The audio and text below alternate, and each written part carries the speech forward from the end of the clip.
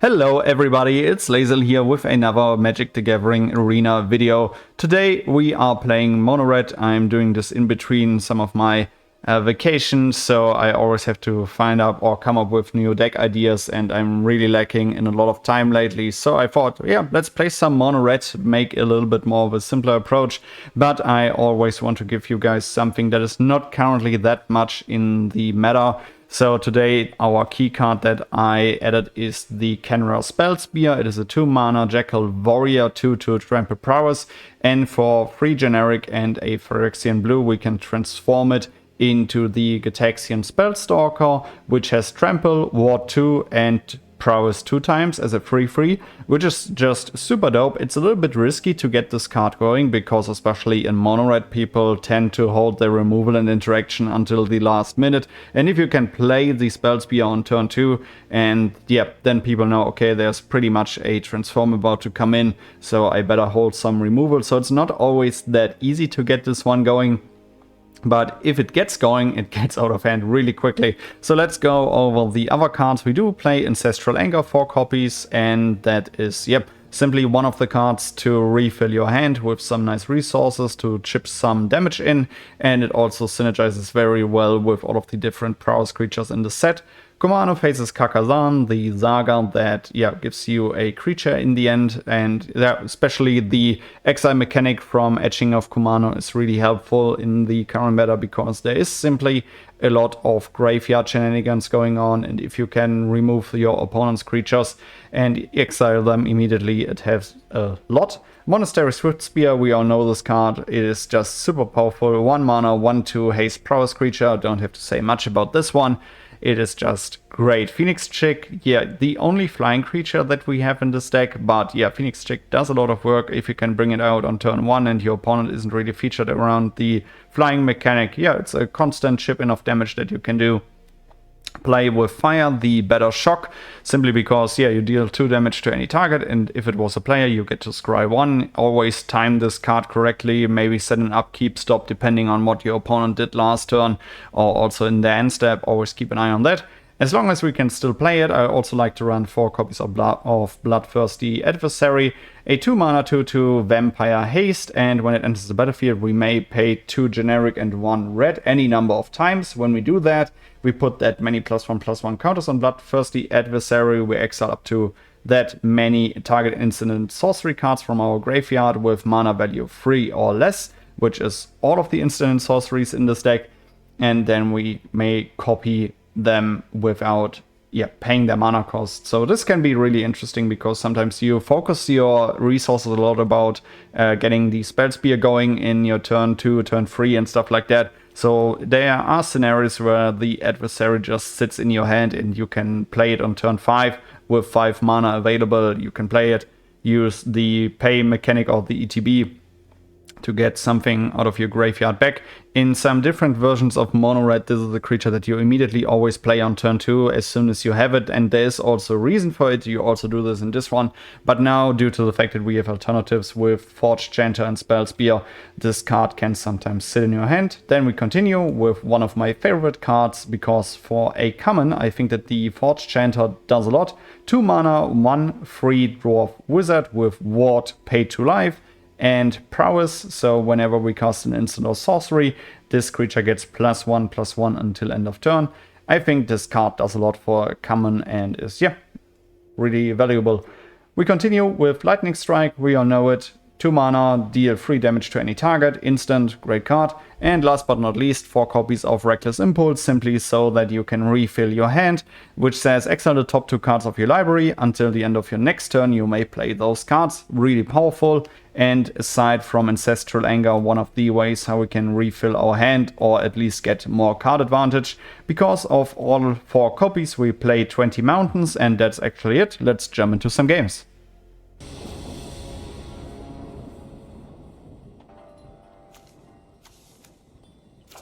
This hand seems pretty good. A lot of interaction, adversary, followed up. Ooh, Phoenix Chick for turn 1, great.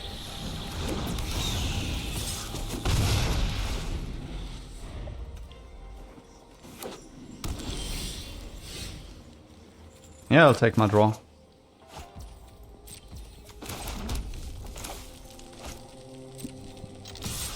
totally fine to attack here.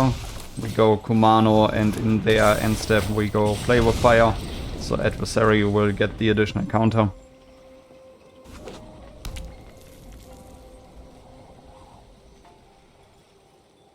Next turn they can play Wandering Emperor, gotta keep that one in mind.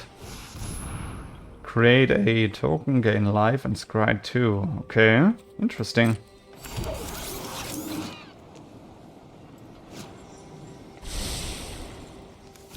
They also gain a life.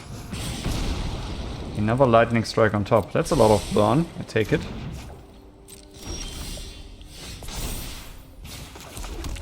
Then we go adversary. Go face. Yeah, alright. That definitely implies that they have a sweeper incoming. Oh, Elishnorn. Interesting. Let's see. Whenever a source deals damage to your permanent you control, that source controller loses 2 life unless they pay 1. Well, that's fine for me. Go full swing. Okay. And then I can pay 1. And for the remaining ones we decline.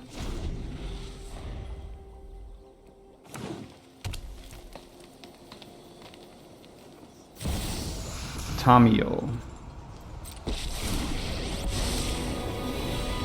Phyrexia is the multiverse's synthetic destiny. Okay.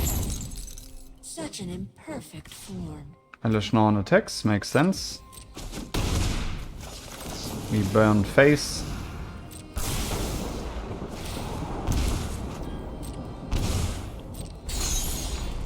Okay, we were lucky and drew another mountain. This resolves, we don't pay. Then we burn for another 3. And we attack with Phoenix Chick to finish it off. Nice!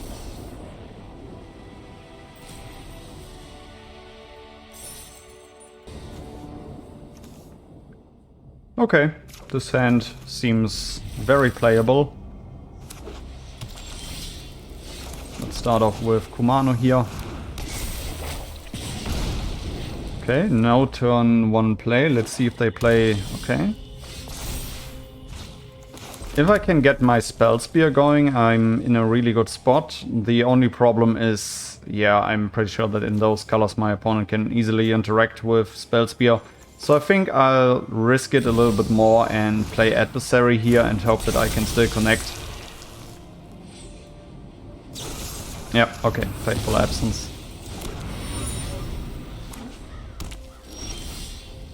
Okay, play with fire. Let's see, I think then I want to play Ancestral Anger here, bait their next interaction.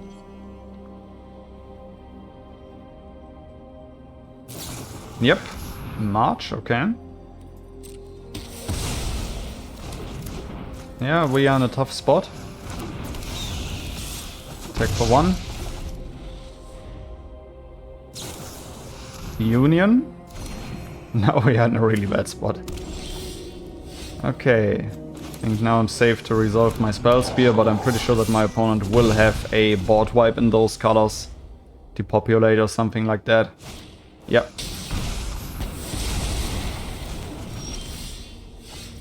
Okay, we found a mountain.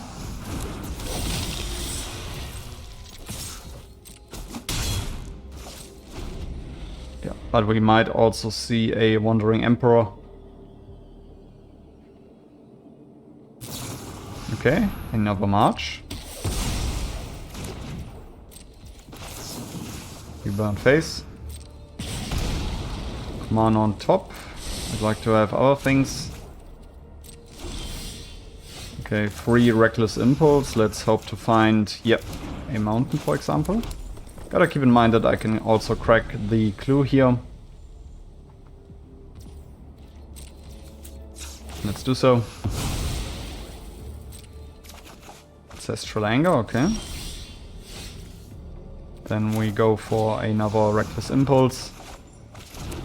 Yep, that's a good line of play, which I can do now. Go play with Fire Face. Yeah, I'm pretty sure that my opponent does have a Wandering Emperor here.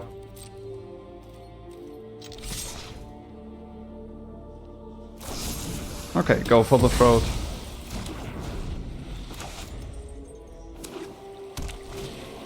Invasion of Tolvada, okay. Doesn't find a target. Now is a window where I can deal a lot of damage here. That's why I will just Reckless Impulse. Ooh, okay. Yeah, let's just burn face. Then we will also use Ancestral Anger here. Another Phoenix Chick, okay. We attack for 6. Let's see if they can finish off the invasion right away. Okay. Play Phoenix Chick. Let's see if they play Wandering Emperor now. Okay, they don't have it, so we will burn face. Maybe it's also Field of Ruin that is holding priority here. And we just play the Forge Chanter. Okay, didn't play anything. We might see Sunfall. Farewell. That's a problem. That just makes my adversary way worse. Would have loved to use its ability. I mean, I still used it, but I could have found a Lightning Strike and won the game on the spot. Populate again, okay. There it is. What a grindy game, but super dope. GG.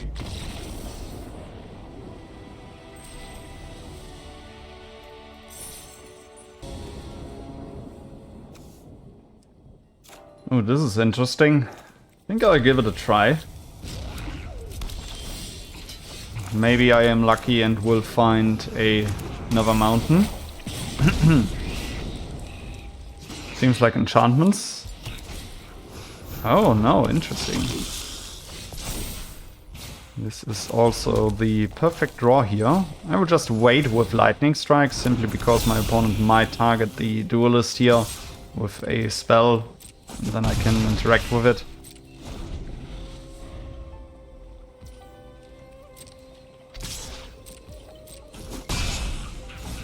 Interesting, nothing at all. Let's burn face. Mountain is great.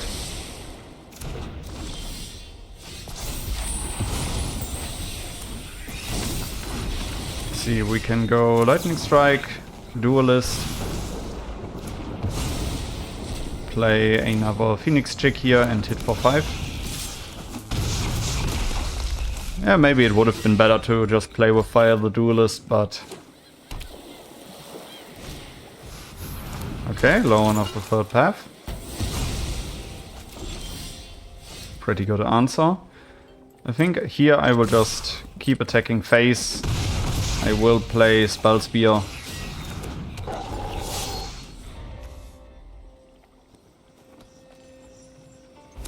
Okay, now they can play Wandering Emperor.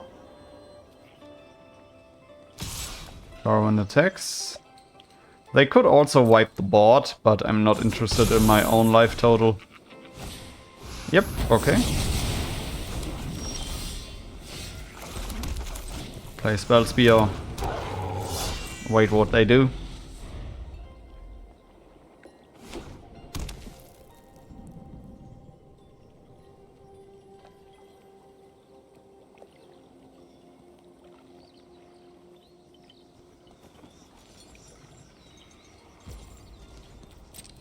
Okay. I'm still afraid of Wandering Emperor here, which is why I will flip it. As they now simply cannot pay for the ward cost. So they can create a 2/2 token to minimize the damage here, but yeah, with ward 2 they cannot exile it. Okay.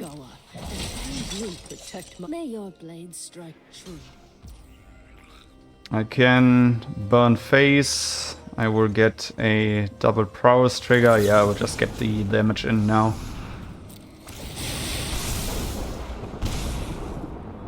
Bring our opponent down to 1. They need at least 2 mana now to pay for the ward cost for Spellstalker to exile it. And then I'm in top deck mode. See you later.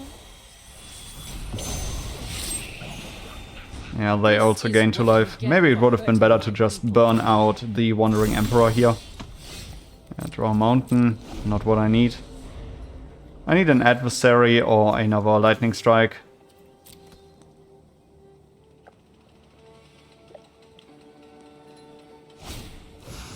Okay, Broker's Ascendancy.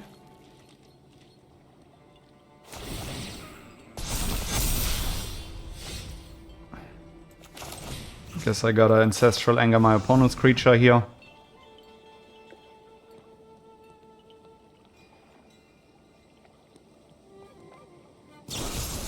Yep, Fateful Absence their own creature. That's a good move. But now they also cannot attack with 2 creatures, so they won't draw a card of Wedding Announcement. So it's kind of a win-win situation. Okay, Teferi. I'm finished running from battles I might not win. Nobody knows the past better than me. Okay, now it's a real standoff here. That's a pretty good draw. There is my adversary. Next turn I can play it with Kicker.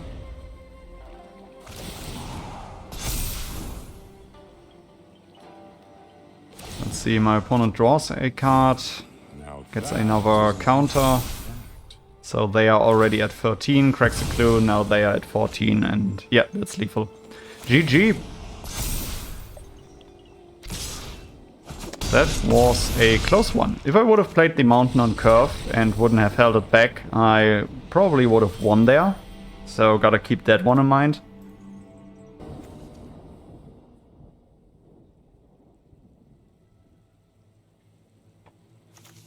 Yep, this hand seems playable. Start off with Kumano. Next turn we can Spell Spear. Hopefully it won't get removed.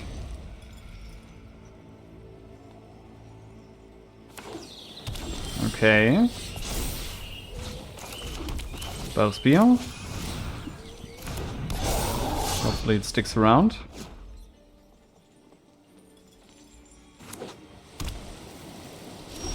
Interesting. Can try to flip the Spell Spear here, but I think that my opponent is holding interaction. But well, then at least my Kumano can attack.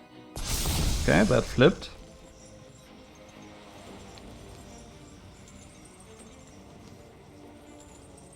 The Ward 2 is hard to interact for my opponent. Okay, Herd Migration. Okay, alright, now I see where this is going.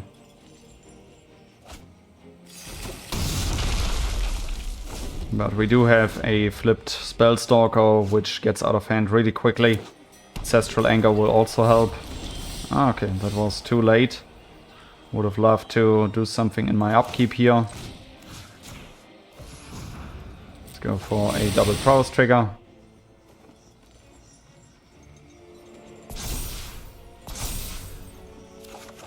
Draw a card. Then we probably just burn face, but we attack first. At least we go into combat, see what our opponent does. Alright, nothing. Let's see if they do have a counterspell. We still get the prowess out of it. Yep, that hits really hard.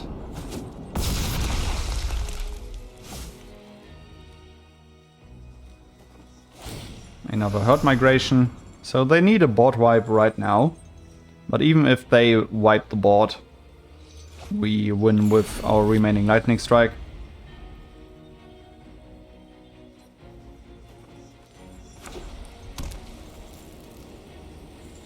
Okay, Yeah, now I'm fine to just draw here. Go into my main. Take for lethal. And let's approach it a little bit slower here. Start off with lightning strike, play with fire.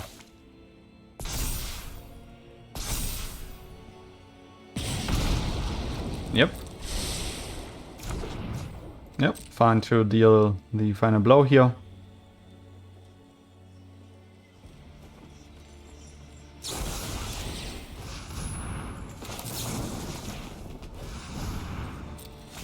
Maybe I should have let the ward resolve first. That was actually a bad move, but we still won. GG. Alright everybody, these were a few games of another mono red version of mine this time. Yeah, I think that Spell Spear can be a lot of fun. It is a little bit slow to get going. You play it on turn 2, turn 3 you can transform it. But this is a huge time window, especially against mono red, when people know that they are playing against mono red, that they hold interaction. But if you can make it and flip the Spell Spear into the Spell Stalker, you are in a really good spot. The Ward 2 is really powerful because on turn 4 your opponents cannot easily interact with the Wandering Emperor here. So Spell Spear is definitely a lot of fun in this one. All of the other cards, as already explained earlier, are known from various different versions of mono red, so overall this was a bit of a simpler approach to today's video, but I hope you enjoyed it, and then I would say see you in the next one. Goodbye guys.